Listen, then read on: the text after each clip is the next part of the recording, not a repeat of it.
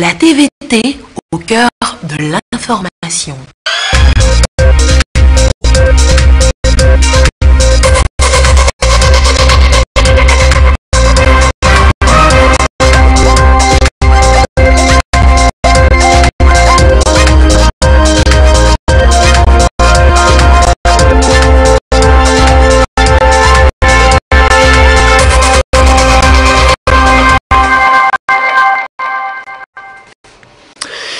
Merci de votre attention. Dans l'actualité ce soir, en voici 7 nouvelles. Les officiels et les hommes d'affaires sont les bénéficiaires. Désormais, plus de visas pour eux pour aller au Maroc. Lomé et Rabat viennent de signer un accord d'exemption de visa pour les détenteurs de passeports de service et de passeports diplomatiques. L'état de la presse au Togo passé en revue ce 3 mai, journée internationale de la liberté de la presse. Un rapport détaillé sur une période d'1 an a été présenté ce jeudi par l'Observatoire togolais des médias. On en saura un peu plus tout à l'heure dans cette édition. Enfin, le Conseil supérieur de la magistrature a son guide officiellement remis ce matin, le guide des droits et obligations du justiciable. Le document fera l'objet de vulgarisation, tout comme celui sur l'éthique et la déontologie. Voilà, madame, monsieur le sommaire, bienvenue au 20h. Bonsoir à tous. À signaler d'abord ces messages de félicitations adressés au chef de l'État à l'occasion de la célébration de la fête de l'indépendance le 27 avril dernier. Un message de son Excellence de Sa Majesté Roi des Belges, Philippe, à l'occasion donc de la célébration de l'anniversaire de l'indépendance du Togo. Je tiens à vous adresser à votre Excellence ainsi qu'au peuple togolais mes vœux de bonheur et de bien-être dans la paix et la concorde. Message reçu également du roi Mohamed V du Maroc qui adresse aussi ses félicitations au chef de l'État, tout comme de son Excellence Joseph Kabila Kabange, président de la République démocratique du Congo.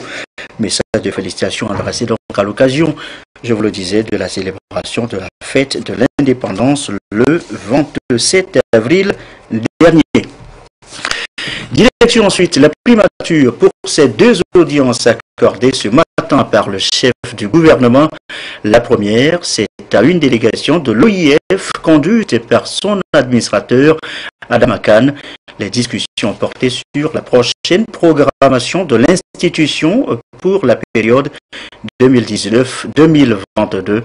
En seconde audience, le Premier ministre a échangé avec une autre délégation, celle de la Société pour l'habitat et le logement territorial en Afrique, Shelter Afrique, délégation amenée là par son directeur général, Femi Adeolé.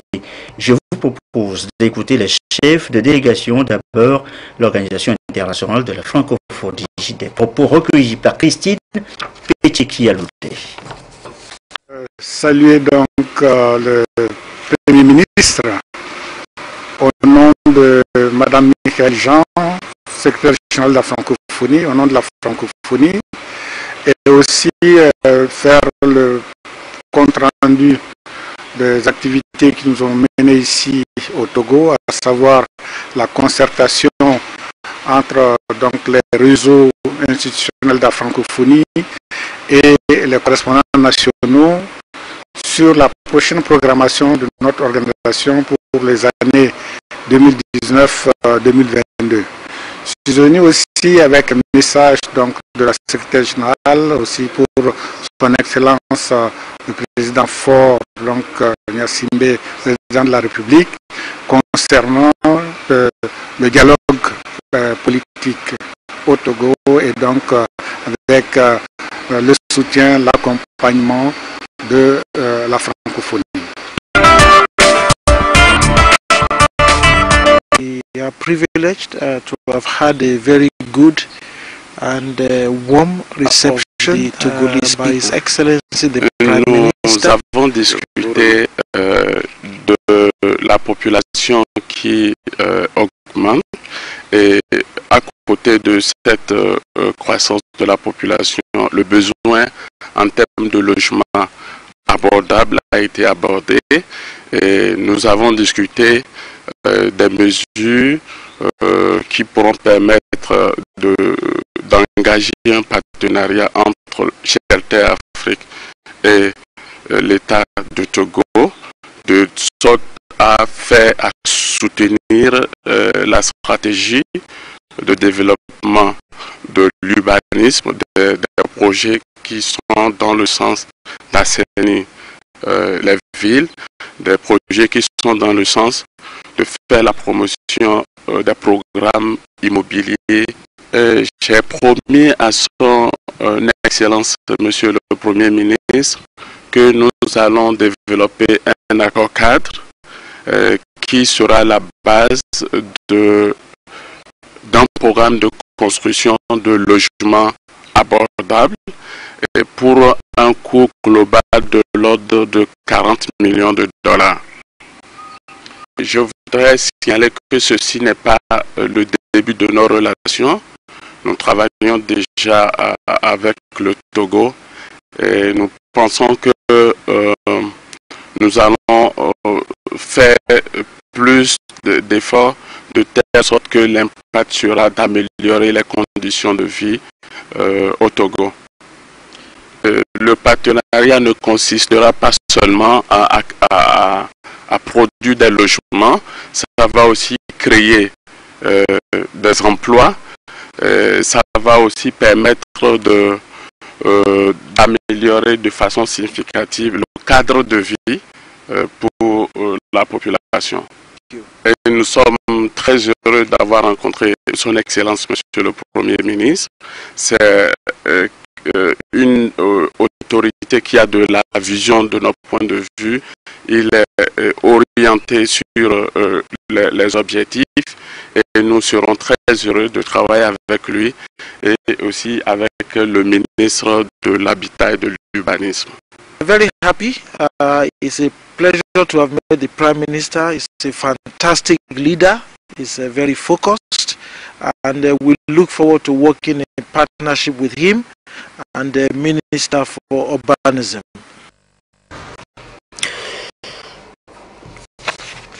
Et voilà donc pour les deux audiences accordées ce matin à la primature. Également dans l'actualité, la plateforme nationale de facilitation des pratiques évaluatives elle a été lancée ce jeudi. En clair, c'est un cadre de discussion pour l'ensemble des acteurs pouvant contribuer à la mise en œuvre des politiques publiques.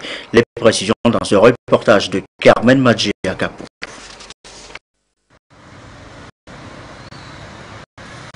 L'évaluation est aujourd'hui une fonction indispensable dans le processus de gestion des politiques publiques de développement. C'est pourquoi en 2013, la commission de l'UEMOA s'est dotée d'une cellule d'évaluation pour assurer une meilleure allocation des ressources au secteur d'intervention susceptible de générer plus de bénéfices économiques aux États membres de l'Union. Pour donc permettre à cette cellule de mener à bien sa mission, un cadre de discussion et de concertation dénommé Plateforme nationale de facilitation des pratiques évaluatives est ici mis en place. Il regroupe les représentants des différents secteurs institutionnels impliqués dans le processus d'évaluation des politiques publiques nationales. La mise en place de cette plateforme va permettre une meilleure allocation des ressources publiques et elle va permettre d'atteindre les objectifs que le gouvernement s'assigne dans son action publique, donc d'être efficace et d'être efficient, donc d'atteindre ces objectifs-là au meilleur coût possible. Pour la commission de l'UEMOA, cette plateforme nationale constitue l'un des dispositifs essentiels pour développer la culture de redevabilité dans le dialogue avec les États membres de l'espace. Il s'agit de voir, à travers l'évaluation, si dans la mise en œuvre de ces politiques publiques, nous sommes toujours dans la droite ligne des objectifs qui ont été fixés et si la mise en œuvre telle qu'elle a commencé permet d'atteindre effectivement les objectifs de l'action. C'est pour cela que la commission de l'UEMOA a intégré dans les réformes en son sein la nécessité d'institutionnaliser la pratique évaluative.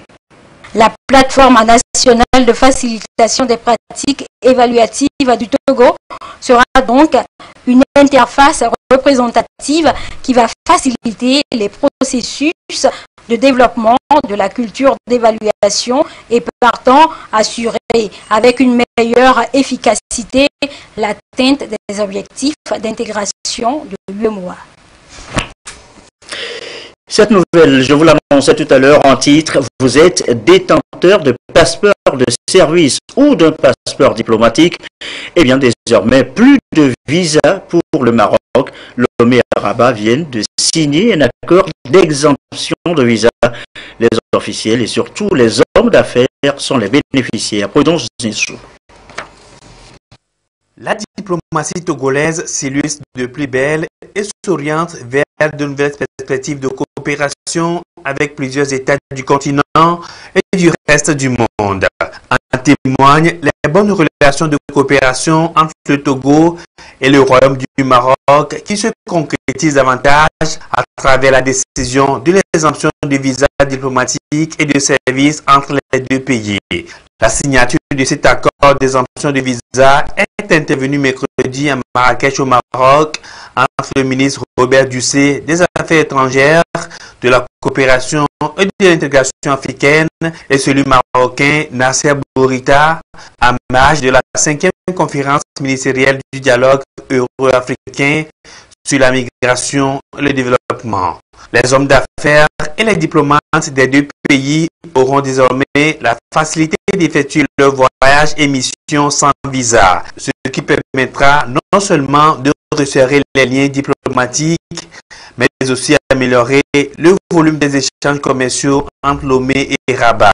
Cet accord intervient alors que le Maroc a formellement notifié sa volonté d'adhérer à la communauté économique des États de l'Afrique de l'Ouest CEDEAO, dont la présidence est assurée actuellement par le chef de l'État, Faure Zinania Singbe.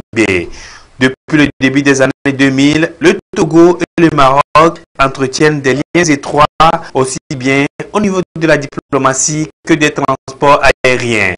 Royal Air Maroc, la compagnie nationale marocaine, relie l'aéroport international de Lomé au Togo 3 fois par semaine. Cet engagement du Togo a redynamisé davantage sa diplomatie à travers le renforcement de sa coopération avec divers pays, de même que l'établissement de nouvelles relations s'est aussi matérialisé quelques jours plus tôt par l'accord signé sur l'exemption de visas diplomatiques et de services entre le Togo et le Qatar lors de la visite officielle de travail du chef de l'État à Doha. Et nous vous l'annoncions aussi hier déjà avec le message du ministre de la Communication appelant à une presse libre et professionnelle. Et ça y est, ce 3 mai est la journée internationale de la liberté de la presse. Alors cette question, quel est aujourd'hui l'état de la presse togolaise? Un rapport détaillé a été justement présenté ce matin par l'Observatoire togolais des médias. Les grandes lignes, Ulrich Chamégan, Chassim Nabaga. Du 3 mai 2017 au 3 mai 2018, la liberté de la presse au Togo est restée globalement stagnante. C'est ce qui ressort du rapport sur l'état de la presse au Togo. Rapport publié par l'Observatoire togolais des médias OTM au cours de cette rencontre. En se référant au classement de Reporters sans frontières, on voit donc que le Togo est classé 86e sur le 180, tout comme l'année dernière. Ça veut dire qu'on n'a pas bougé et ça signifie également qu'on n'a pas avancé, si vous voulez, dans ce domaine de protection de la liberté de la presse. Et ça nous amène également à parler de certaines exactions qui ont eu lieu par rapport à la presse en général. Parfois, c'est les manifestants qui se prennent à certains journalistes par rapport à leur prise de position. Ils estiment que certains journalistes font la part belle au pouvoir en place et donc qu'ils ne sont pas les bienvenus dans ce genre de manifestations. Ils s'en prennent à eux et ça crée également d'autres problèmes. Vous savez que tout ça là rentre en ligne de compte dans l'évaluation que Reporters sans frontières fait. Le rapport fait état de l'existence de 79 stations radio, 8 chaînes de télévision, 171 journaux, 3 agences de presse, une cinquantaine de médias en ligne et 6 médias internationaux qui animent le paysage médiatique togolais. Sur le plan qualitatif, le rapport reconnaît que tous les courants politiques ont aujourd'hui accès aux médias publics. En ce qui concerne les médias privés, le rapport souligne qu'ils sont tellement alignés qu'ils ne donnent l'information qu'en sens unique. De même, ils s'intéressent beaucoup à la politique au point d'ignorer leur rôle qui est celui d'éduquer et de former la masse. Le rapport aborde également plusieurs autres aspects, notamment les relations institutions, médias et journalistes, les dérapages et atteintes à la liberté de la presse. Le rapport est assorti de recommandations et de résolutions. Au gouvernement, nous demandons, en ce qui concerne les médias publics, que nous appelons abusivement médias d'État, qu'on revoie les conditions de travail donc, dans ces différents médias-là et que le matériel, naturellement, soit également changé ou rénové. Nous demandons également que la presse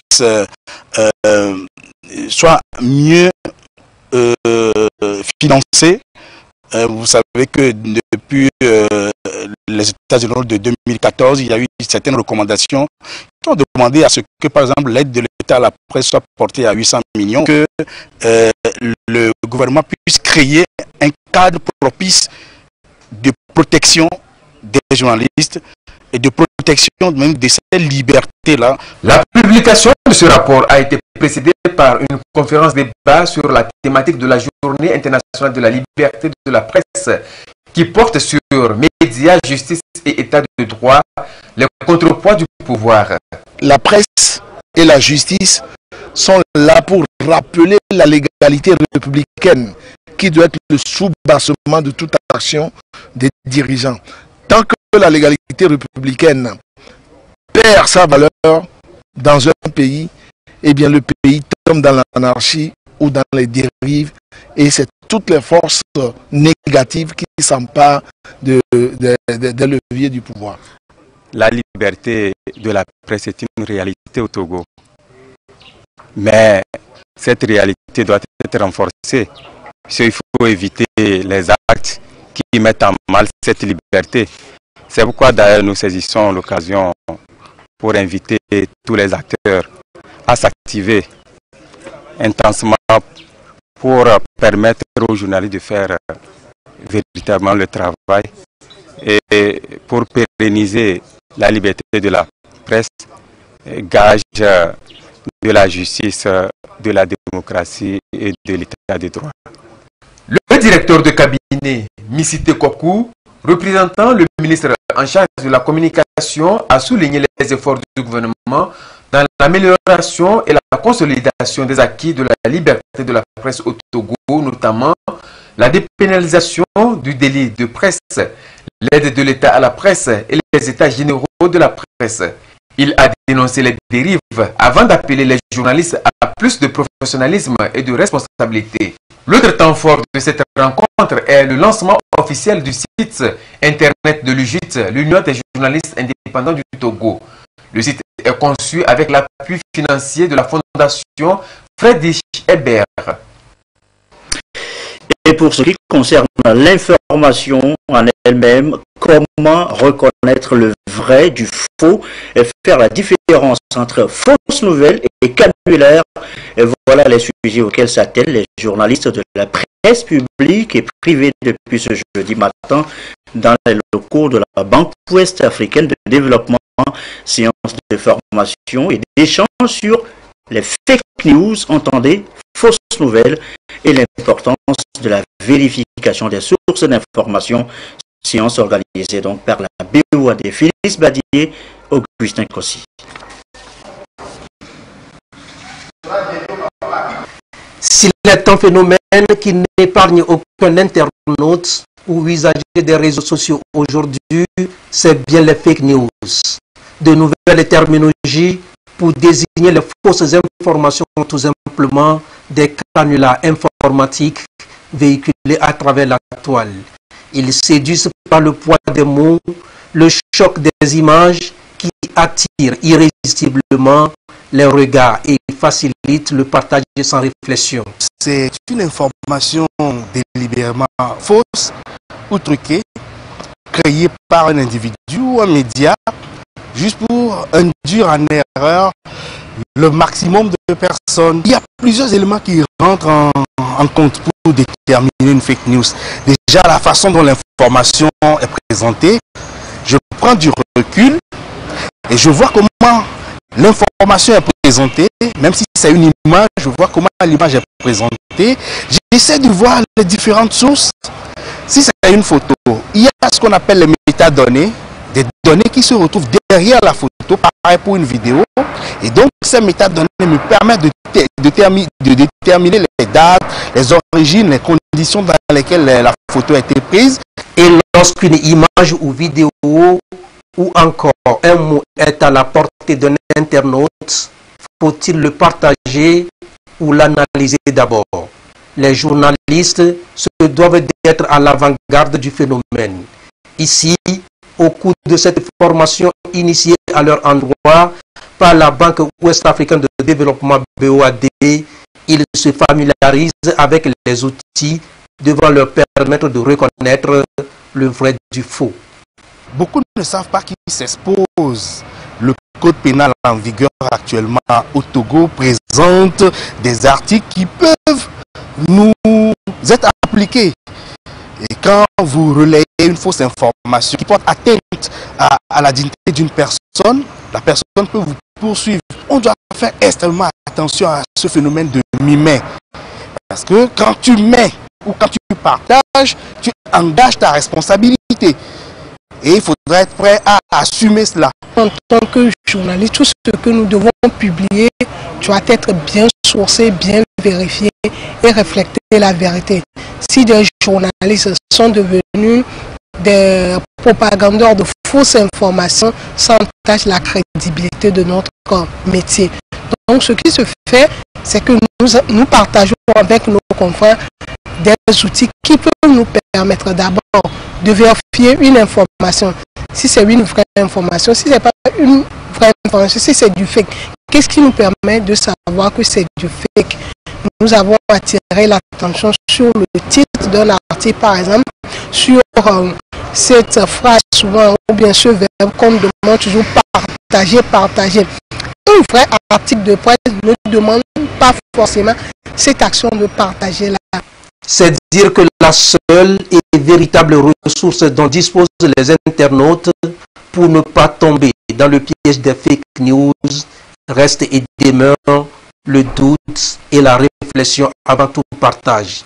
Et quand une institution bancaire comme la BOAD s'engage à combattre le phénomène par la formation, le jeu en vaut la chandelle pour que chaque usager des réseaux sociaux mesure la portée de toute publication avant de permettre l'accès aux autres.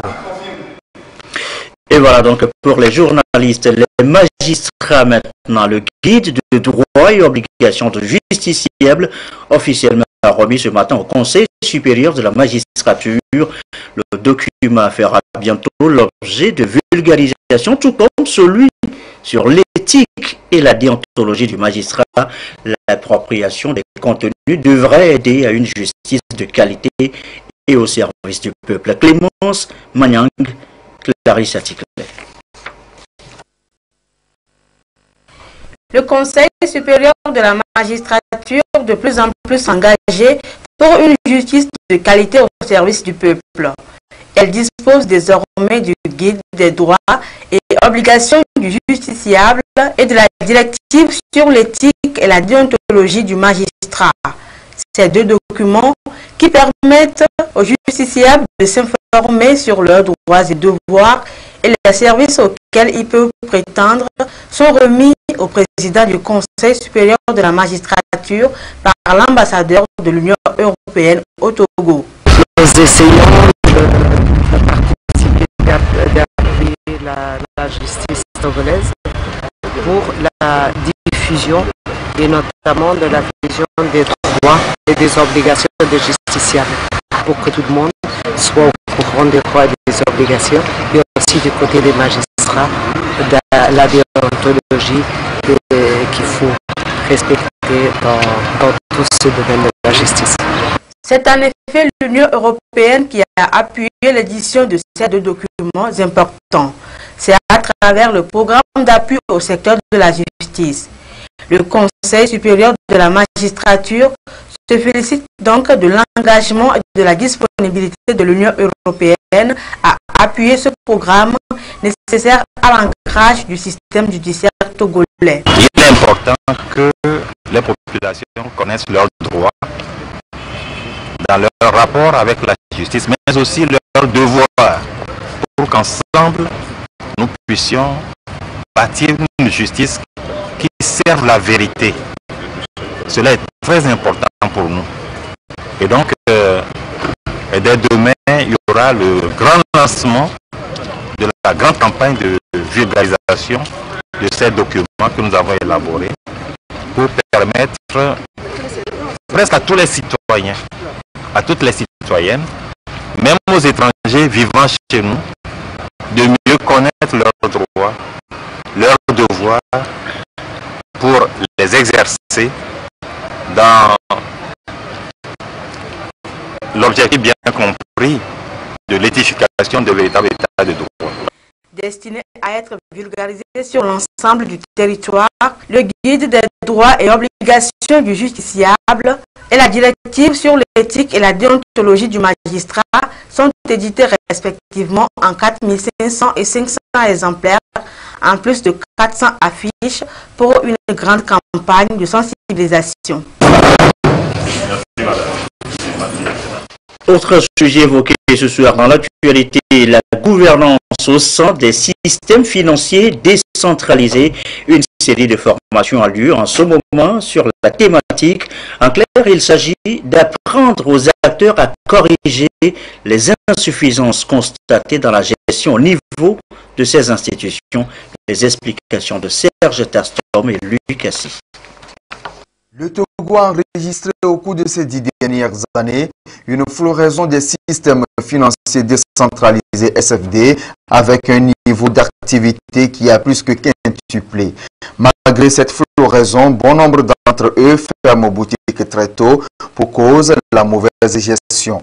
Et les recommandations faites par la cellule d'appui et de suivi des institutions mutualistes ou coopératives d'épargne et de crédit Casimec suite à des contrôles ne sont pas mises en œuvre.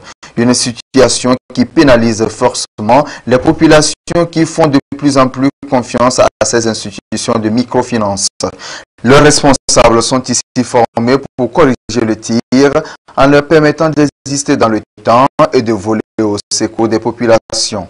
Nous avons décidé de renforcer leurs capacités pour une meilleure compréhension d'abord de leur rôle, puisque c'est les dirigeants qui sont ici présents, et voir dans quelle mesure on peut expliquer certaines diligences récurrentes qui n'arrivent pas à mettre en œuvre pour améliorer la gouvernance.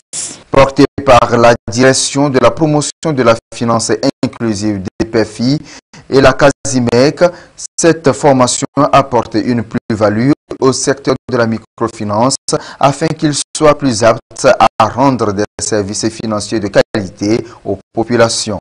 Il nous a semblé nécessaire, après 4 années d'existence des programmes de financement inclusif, d'accompagner les systèmes système financier décentralisé dans la gestion de leur gouvernance.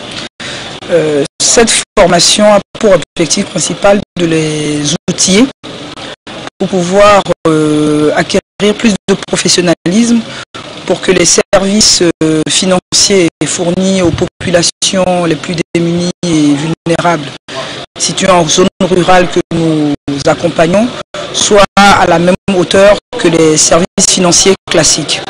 Il est nécessaire que nos systèmes financiers décentralisés observent les mêmes règles de gouvernance pour pouvoir permettre à leurs institutions de traverser des crises quand elles surviennent et d'avoir une vision stratégique plus axée sur les performances au service des populations. La présente rencontre qui devra aider les SFD à développer une gestion optimale des affaires est à sa deuxième étape. Le secteur contribue environ à 20% au PIB national. Il est 20h26, l'actualité à l'étranger, en bref, qui l'aurait imaginé? Les comités de soutien au 5e mandat de Abdelaziz Bouteflika se mettent en ordre de marche avant même que le concerné n'exprime sa volonté de se présenter ou non à la présidentielle de 2019 après l'Organisation nationale des Awiwas, confrères religieux, l'Union générale des travailleurs algériens, le Forum des chefs d'entreprise. Eh bien, c'est au tour de plusieurs organisations estudiantines de se rassembler au sein d'une coordination baptisée Génération Bouteflika. Son agenda, faire campagne pour son mentor. Les partis de l'opposition dénoncent, je cite, un recrutement éhonté de jeunes à des fins électoralistes. Retour chez nous au Togo, la 3e édition de l'événement dénommé Nu de l'eau a eu lieu le vendredi dernier à Lomé, une initiative du Parlement national de la jeunesse pour l'eau du Togo. Il s'agit en fait d'une rencontre entre les acteurs du secteur de l'eau et des partenaires en vue de récompenser ceux qui ont marqué le secteur par leur travail. Le thème retenu est Ensemble, célébrons l'eau et ses acteurs. Viviane Souvi. L'utilisation de l'eau occupe une place importante dans tous les ménages et cette denrée est célébrée chaque 22 mars dans le monde entier. Au Togo, le Parlement national de la jeunesse pour l'eau mène également des actions dans ce domaine. C'est à travers son projet dénommé Nuit de l'eau qui est à sa 3e édition cette année. Bien, le Parlement national de la jeunesse pour l'eau, c'est une représentation du Parlement mondial de la jeunesse pour l'eau, qui est un réseau de jeunes actifs sur les plaidoyers. Premièrement, nous, c'est la prise en compte des jeunes dans les discussions, dans les prises de décision liées au secteur de l'eau. Mais au-delà de ça, nous initions des projets de terrain pour l'accès à l'eau potable. Et enfin, nous sensibilisons aussi les plus jeunes. Et donc, cette nuit de l'eau s'inscrit dans notre axe de plaidoyer. Cette année, on s'est dit qu'il va falloir prendre en compte les acteurs à la base. Parce que ces acteurs sont très importants dans la chaîne de l'approvisionnement en eau potable, surtout en milieu rural. Acteurs et partenaires du secteur de l'eau sont présents à cette soirée. Ils ont reçu des distinctions et des prix de reconnaissance. Cette reconnaissance que vous avez à l'endroit du ministère n'est pas seulement pour le ministère, mais ça va beaucoup plus haut. C'est dédié même à celui qui a eu l'idée de restaurer ce ministère-là pour le bien-être de la population togolaise. L'eau est une denrée vitale et indispensable. C'est pourquoi le PNJE Togo œuvre pour accompagner le gouvernement dans sa politique d'accès à l'eau potable à tous. Dans le reste de l'actualité, ce contrat désormais entre la BOAD et Fideli Finance au Burkina Burkina Faso, les deux institutions s'accordent à booster la croissance et la création d'emplois.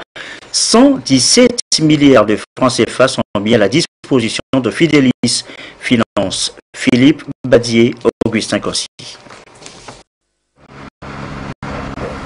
Le secteur privé devient de plus en plus un moteur indéniable dans la croissance économique des pays en développement.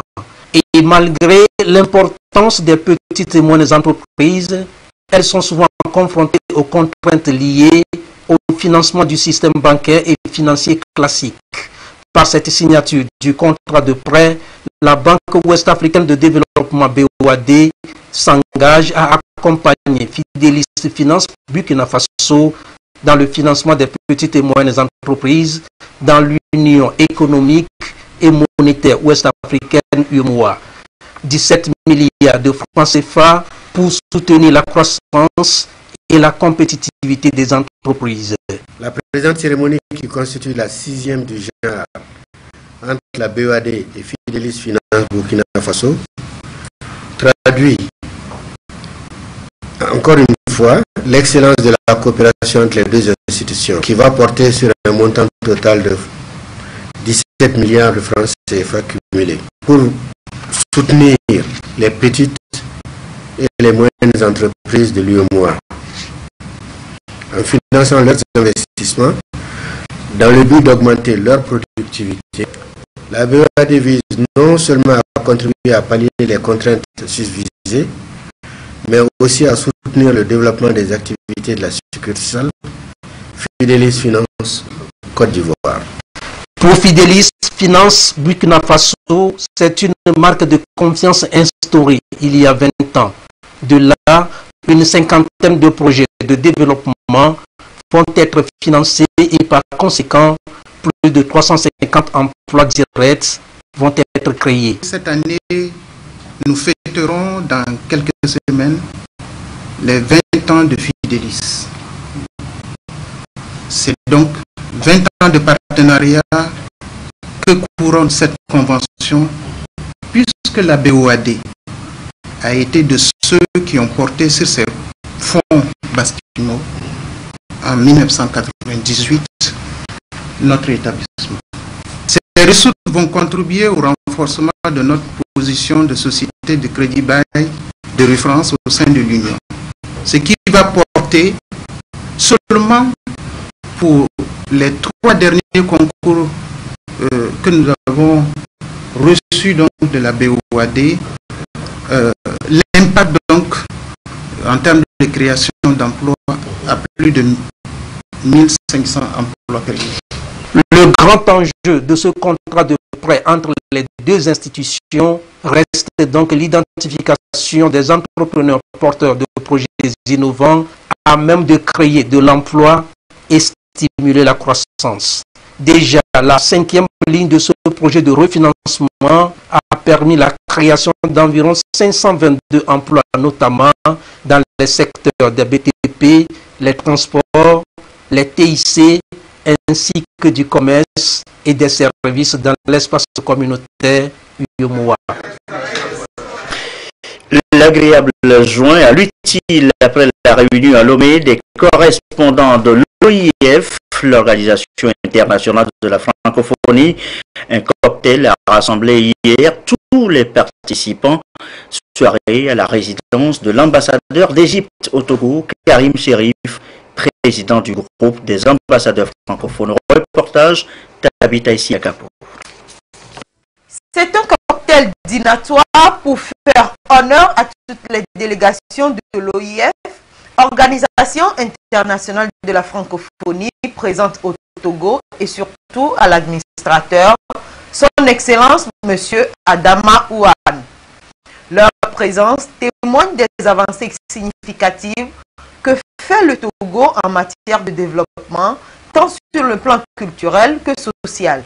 Cette organisation fonctionne aussi avec de grands réseaux. Et parmi ces réseaux, nous avions le groupe des ambassadeurs francophones. Pour célébrer la francophonie, comme nous la célébrons tous les jours, pour partager ce que nous appelons valeurs autour de la langue l'état de droit, la diversité, la promotion de la langue française, l'éducation et la formation, l'économique et le numérique, la jeunesse, l'égalité femmes-hommes. Comme vous voyez, la francophonie est moderne, elle est actuelle.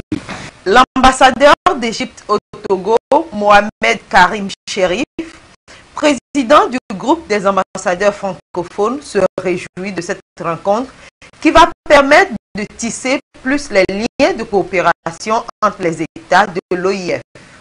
Contente que le président en exercice du groupe des ambassadeurs francophones au Togo, c'est notre devoir bien sûr de promouvoir la francophonie, la langue française, bien sûr toutes les activités de la francophonie. Et sur ça, bien sûr, on ne peut pas manquer cette opportunité d'avoir la deuxième personne à la francophonie ici au Togo et de ne faire pas cette occasion pour célébrer la francophonie, pour célébrer la présence de M. Adama ici au Togo. Basé sur la solidarité, l'OIF compte aujourd'hui 84 États présents sur les 5 continents. Le bureau régional de l'Afrique de l'Ouest est au Togo, ce qui fait de notre pays un hub pour la francophonie.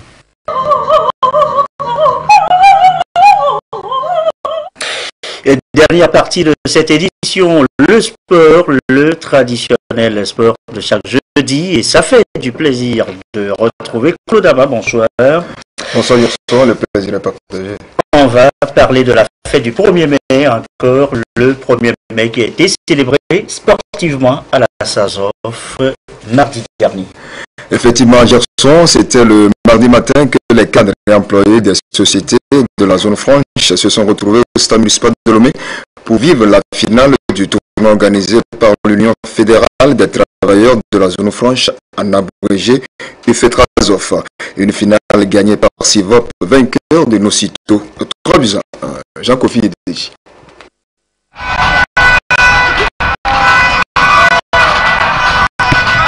Nocito en bleu n'a pas pu tenir longtemps face à la fureur de Sivop, décidé à rééditer l'exploit.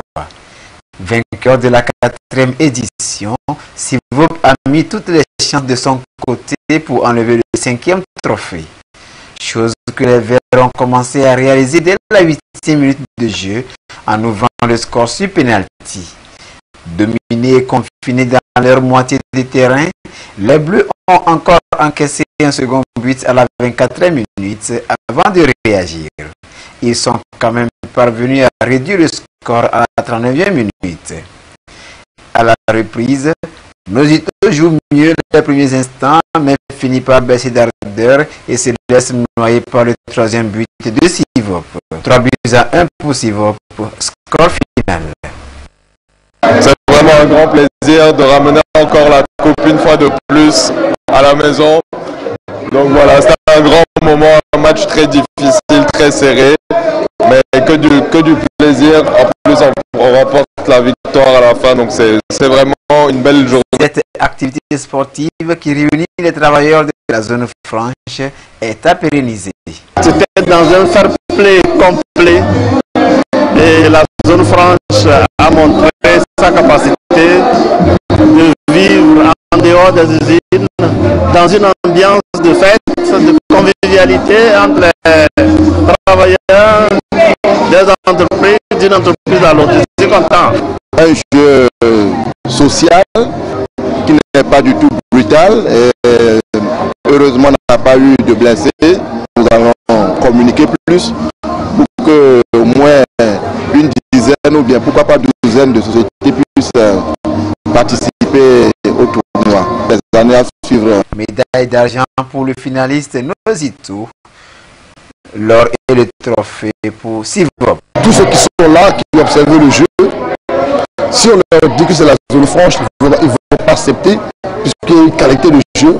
L'objectif, c'est de réunir toute la zone franche autour de ce ballon rond, de donner l'épanouissement total à chaque employé de la zone franche, puisque ce ne sont pas seulement les footballeurs qui sont là, il y a des gens qui ne jouent pas au foot, Donc l'Ifitrazov est en train de passer à autre chose comme l'athlétisme, comme le basket.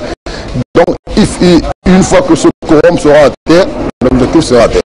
Ont également pris part à cette 5e édition 2 Adési et Rodis. Et après le football, place maintenant de courses populaires qui se sont déroulées à Atapamé et à Bambouaka à l'occasion de la célébration du 58e anniversaire de la fête de l'indépendance. Oui, hier soir, à Bambouaka, tout comme à Atapamé, les passionnés de l'athlétisme ont pris d'assaut les différentes artères des dites villes pour vivre l'événement sous le regard de nos correspondants Désiré Aloïd des Savanes et Sylvain Abdou des Plateaux.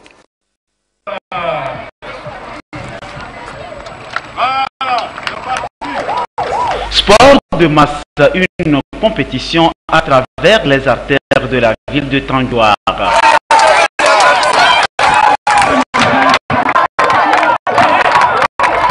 Une compétition dans le cadre des 58 ans de l'indépendance du Togo.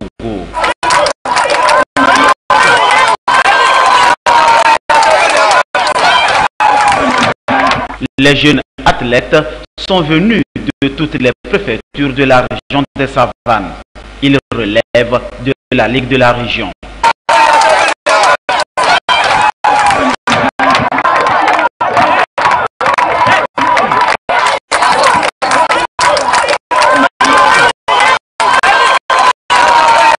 Les filles avaient une distance de 3 km, remportée par Céline Datieka, celle qui avait emporté la Dame Coupe lors de la course nationale de l'indépendance à Lomé.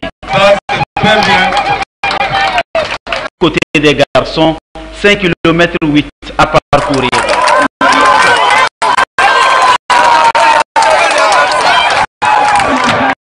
Une compétition possible grâce au soutien des cadres de Tangouar et d'ailleurs. C'est pour vous faire mettre l'athlétisme dans la région des Savanes.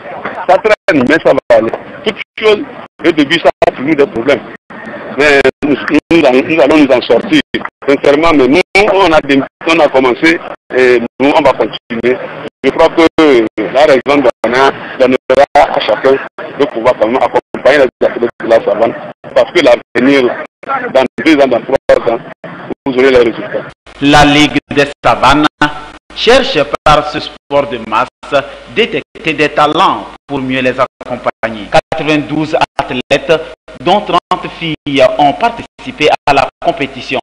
Objectif, relancer l'athlétisme dans la région des Savanes. Ils repartent avec des prix, notamment des enveloppes, des médailles et bien d'autres, à l'issue de cette course populaire, dite course de l'indépendance, première du genre à Atapamé pour marquer le 51e anniversaire de la cession du Togo à la souveraineté internationale. 181 garçons et 57 filles ont pris part à cette compétition sportive. Au terme donc des 3 km parcourus chez les filles et 5 km chez les hommes, seuls les 5 premiers des 2 catégories ont été primés.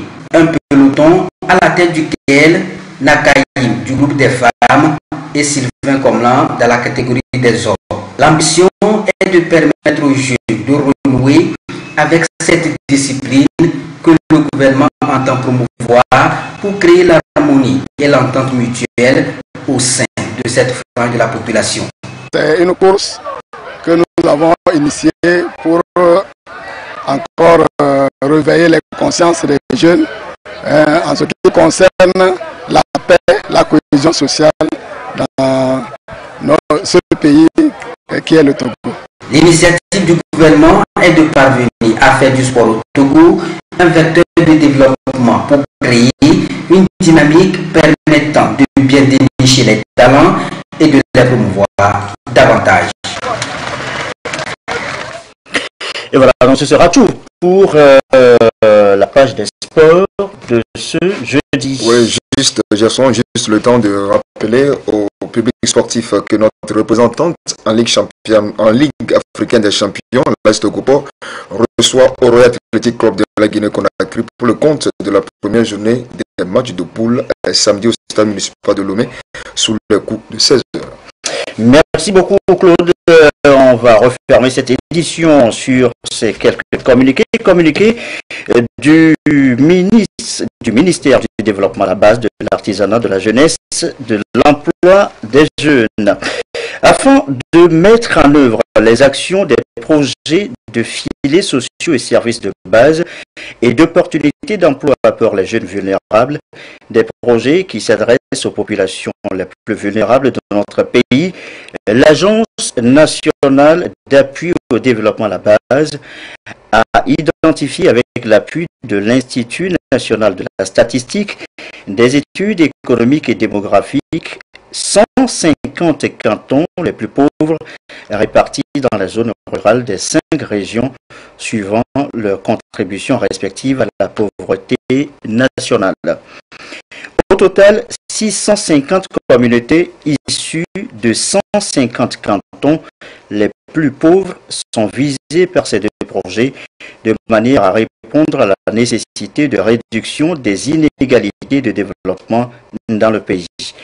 Afin d'identifier de façon nominative ces communautés, il sera organisé des ateliers de sélection dans chacune des 31 préfectures qui les abritent sur la période du 4 au 31 mai 2018.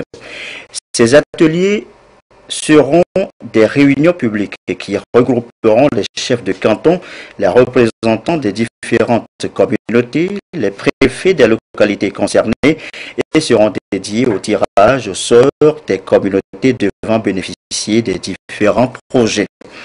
La méthodologie détaillée de la sélection sera publiée au journal officiel de la République du 8 mai 2018. Les acteurs régionaux de l'INSID, de la direction de l'action sociale, les préfets, les chefs cantons et les représentants des différentes communautés sont priés de bien vouloir s'impliquer dans ce processus pour une meilleure appropriation communautaire des projets. Communiqué donc du ministère du Développement à la base, de l'artisanat, de la jeunesse et de l'emploi des jeunes.